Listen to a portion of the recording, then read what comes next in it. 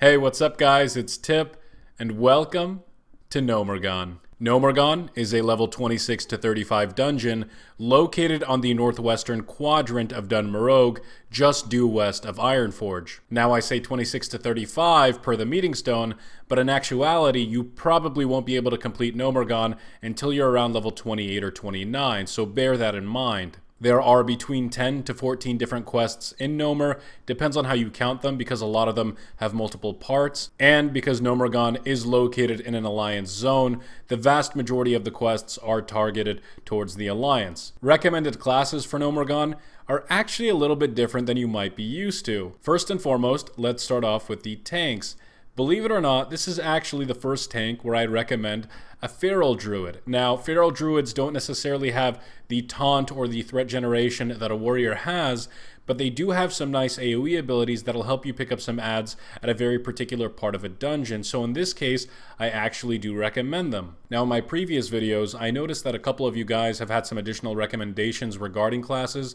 I just wanted to clarify that this recommended section is not a requirement section. By no means am I saying you can't use specific classes in these dungeons. All I'm saying is that based on my own experiences in the dungeon, as well as the mechanics of the trash in the dungeon, there are certain classes that just fare a little bit better. So yes, paladins and druids can tank the majority of the dungeons pre-60. In fact, they can probably tank all of them, but I wouldn't necessarily recommend them over a warrior, a class that's specifically designed to tank throughout the majority of vanilla. But with that caveat aside, as always, I do recommend mages as well. Gnomeregan has a lot of larger trash packs, especially in a specific portion of the dungeon, so having Frost Nova is just almost required at this level. If you don't have Frost Nova at the part I'm talking about, in all likelihood you are going to struggle. So mages, highly recommended. They bring that Frost Nova, they bring that control, and of course, they bring that delicious food and water. And finally, this isn't as much of a recommendation as it is a cautionary note. Pet classes have to be very, very careful in this dungeon. There are a lot of areas that your pet can accidentally aggro multiple trash packs, and at the same time, there are a lot of opportunities in this dungeon to skip certain trash groups by jumping from certain platforms. You definitely have to be careful to dismiss your pet at those moments, so again, if you are a pet class, be very, very careful. With that said, let's talk about Gnomer real quick. Now, if you've watched my other videos, you know that I hold the vast majority of vanilla dungeons in high regard. Unfortunately, Gnomeregan is not one of them. Now, I'm not outright calling Gnomer a bad dungeon. There's a lot of good things about this dungeon, and we'll talk about them during the video, but unfortunately, it's a victim of its own design. You see, Gnomer was originally designed to be the faction capital for the gnomes, but when Blizzard realized that this would create an obvious faction imbalance, they decided to turn the city into a dungeon. Now, unfortunately, when you design something with a specific intent in mind, and then decide to retrofit that something with a different functionality, it oftentimes ends in disaster. But we'll talk about these things during the run, so for now, let's go ahead and get started. So here we are entering Gnomeregan through this massive doorway. It's very easy to get to the instance portal, and I'll show you how to do it in just a second. But we are going to take a quick detour and actually work on one of our quests called Data Rescue. Now this is actually a pretty cool quest.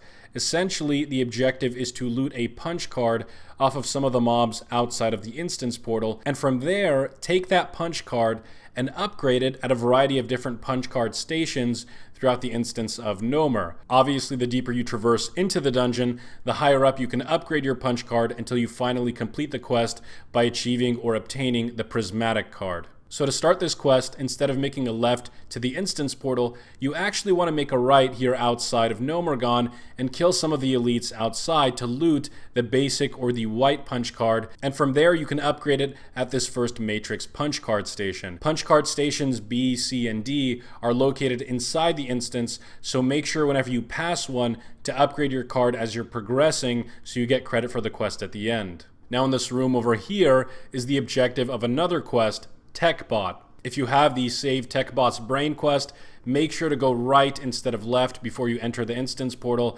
Otherwise, you might forget to kill them and you might forget to complete that quest. So again, just a quick heads up if you do have that quest.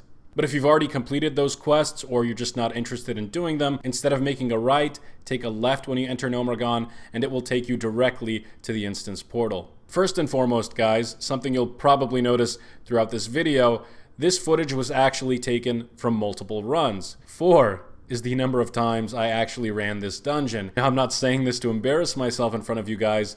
I'm bringing it up because I believe that the vast majority of people that enter Gnomeregan will not complete it. Unfortunately, due to a variety of different reasons, some of which we'll talk about in this video, Gnomeregan is just not completed by a lot of groups. As a result, if you would like to run this dungeon in its entirety, plan on doing it multiple times, because in all reality, you probably won't get it done right the first time. A couple of notes on this trash. You have the Irradiated Pillagers, which are these green toxic trogs. They do cast a spell, so you can interrupt it, but overall they don't do very much damage anyways. These Burrowers also don't have any noticeable mechanics that will give you guys trouble, so don't worry about that. Now, we've decided to take the first left here and pursue one of the optional bosses. He doesn't have very good loot, but it's actually a really fun event and one of the highlights of this dungeon, so I do recommend it if it is your first time. It's actually a lot of fun. I really struggle with this dungeon. On one hand, I really like it. There are a lot of really cool and unique elements to this place that make it incredibly immersive. I mean, the clean zone, the punch card quest, and even some of the events are absolutely terrific. But on the other hand, the dungeon is really a victim of its own geography. You see, when you design something with a specific purpose, and then you decide to change that purpose for whatever reason, you have to make sure to change your design. It just doesn't work if you keep it the same. Gnomeregan is a huge city. It's got multiple levels, and it's completely non-linear. You can't have a leveling dungeon that's non-linear. I mean, you just can't. People won't do it if it's part of the leveling process. It works in places like Blackrock Depths because BRD is one of the final dungeons in the game that contains a lot of great best-in-slot loot for raiding. Gnomer is a level 29 to 30 dungeon. There's no incentive to complete the place in its entirety because just 1 or 2 levels higher, you start Scarlet Monastery, which has so much better loot and is so much more entertaining that a lot of people end up just skipping Gnomer outright. It's a shame, unfortunately, because as I said earlier, there's a lot of cool things about this dungeon, starting first and foremost with this awesome event. Now, this first optional boss event starts with Blastmaster Emmy Shortfuse, who's trying to quell the Trog invasion by blowing up the tunnels that the Trogs keep seeping in from. So as you can see here, both of the tunnels are currently closed on the left and right hand side, but when you start the event, the ambushers knock down the rocks and all of these Trogs just run in. Remember when I recommended a Feral or a Paladin? Here's why. Warriors just don't have very much AoE in these situations, whereas Feral Druids have Swipe and Paladins, of course, have Consecrate. It makes it much easier to pick up these adds. You won't suffer too much by having a Warrior here, but again, recommendations are just that. They're not requirements. Now, as these waves continue to spawn, you can see Emmy setting up her explosives on both sides of this cave in order to close it off and stop the invasion. Yes, the explosives can kill you, so make sure you're more than just a few steps back so you avoid getting killed at that crucial moment. Gets to me every time. After the first tunnel is closed off, the second tunnel opens up and the next set of waves come in. Now, these waves do have cavern deep burrowers, so make sure to be careful because those adds are actually elites. A few waves later, and we come across our first boss of Gnomeregan, Grubbis. Grubbis is a simple tank and spank boss with no noticeable mechanics, but obviously you have to be careful because he spawns with an assistant basilisk called Chomper. As you can see here, we just polymorph Chomper up to make it easier for us, but that poly breaks pretty early on, and honestly, we have no trouble with it. It's a pretty easy fight, guys. I don't think you're going to struggle with it.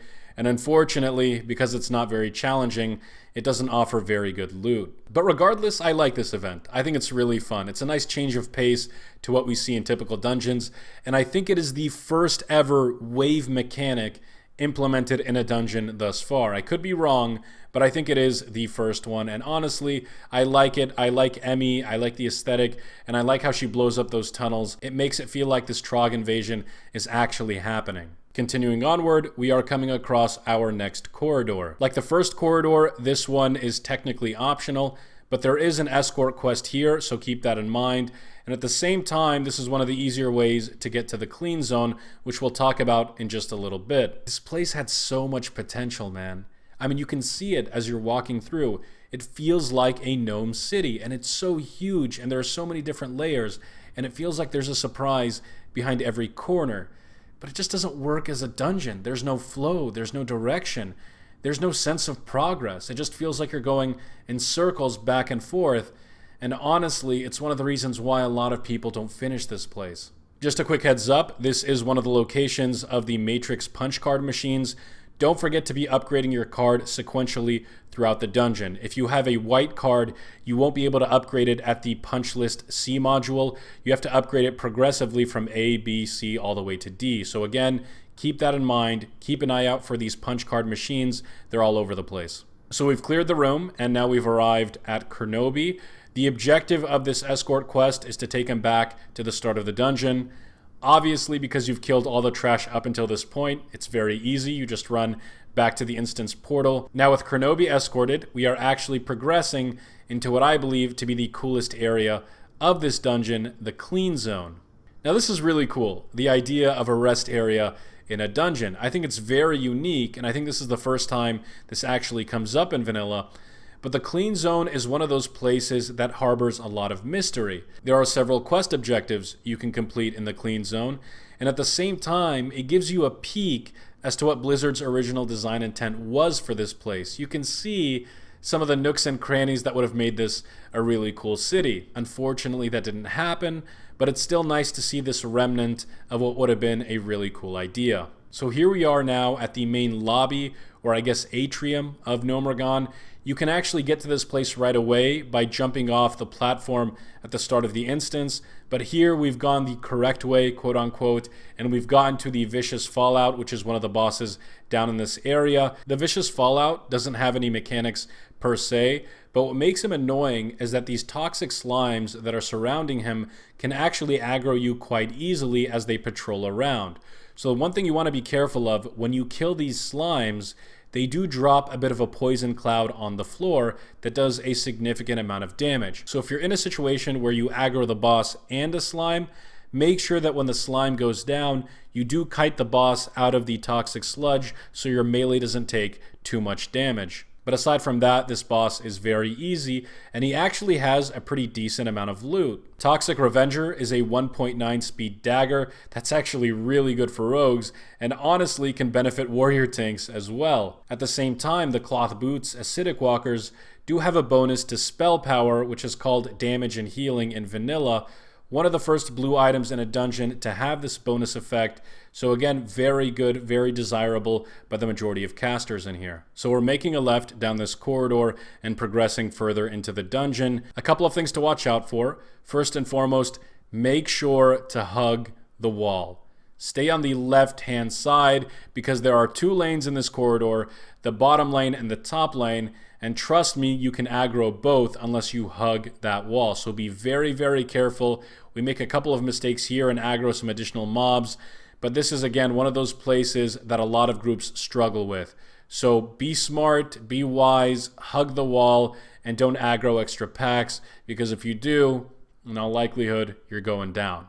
The second thing I want to know, these mechanical boxes on the right-hand side, those are actually the objective of a quest, so keep that in mind. I think you have to loot 10 of them for the quest. Because there's 5 of you, you're going to have to loot 50 of them. So in all likelihood, you might have to clear that bottom lane anyway, because those mechanical boxes are down there as well. Now, I've criticized the layout of this dungeon quite a bit, but I feel like one of the solutions that could have made this place far more tolerable is that if each quarter or corridor was colored with a specific lighting. Don't get me wrong, that wouldn't have solved all of this dungeon's problems, but at least it might give players some sense of direction, or at least some sense of identification as to where they are. As you've probably noticed, the aesthetics of this zone aren't very diverse, and aside from a couple of primary areas, the majority of the zone is very samey, and as a result, it's pretty easy for new players to get lost in here. Again, shout out to druids and paladins. Larger trash packs here makes it difficult for warriors to pick up all of these different mobs, so those other tanking classes would actually be of benefit. Once you've cleared your way around this semicircle, make sure to head to the middle, which is the location of another boss, Electrocutioner 6000. Electrocutioner 6000 has a couple of abilities. First and foremost, he has a chain lightning or a chain bolt, so make sure you're spreading out to avoid that damage. His second ability is called Megavolt, which does some damage in a frontal cone, so if you're melee, make sure you're positioning yourself behind the boss. And finally, he has a shock ability, which does a pretty decent amount of nature damage to his target, so be wary of that. Let's go over the blue drops real quick, starting with the Electrocutioner leg. It's a 1.7 speed sword with a nice proc, so definitely something cool for warriors and rogues as well. At the same time, he drops a pretty decent healer ring, which can also be used by casters, and honestly at this point in the game, by pretty much any other class. His green drop is called Spider Tank Oil Rag, and it actually gives you MP5, I think one of the first items in the game to do so at this point. MP5 is an acronym for mana per 5 seconds. Essentially, it replaces Spirit as the primary stat for healers in vanilla. Spirit back in vanilla was not as useful as it is in the live game today, so instead, healers would actually prioritize gear with MP5 on it. At this level, it's kind of useless, but regardless, it's still pretty cool to see this stat introduced. So once you've taken down the 6000, you want to jump down and be very, very careful when you do, because there are a lot of mobs on this bottom platform. After you jump down, make your way to the southern corridor. You can skip a lot of the mobs by doing so, and you'll come across one of the more difficult trash packs in this dungeon, containing the Dark Iron agents. Now these agents spawn Dark Iron landmines that you have to be super careful of, because if they explode on you, they do a lot of damage. And if you have ranged in your group, make sure they focus those mines down, because if you do get hit by them, they will almost instantly kill you. Now as you're moving down in this corridor, you'll notice a small passage on the left-hand side. This passage leads to an optional boss, a boss that in my opinion drops some pretty decent loot, so I highly recommend it if you want to complete this dungeon in its entirety. Now a warning to those who do decide to go for this boss: here's where things start to get a little bit complicated. Not mechanically speaking, but definitely from a navigation point of view. As you can see, this room right here is pretty darn big, and it opens up a lot of different passages and a lot of different ways throughout the dungeon. Just make sure you understand your bearings very well when you come into this place, because you will be going up an elevator, and as a result, it can throw you off really, really badly. So make sure you know what's going on, make sure you see where you are, because it's really confusing to get lost in this place.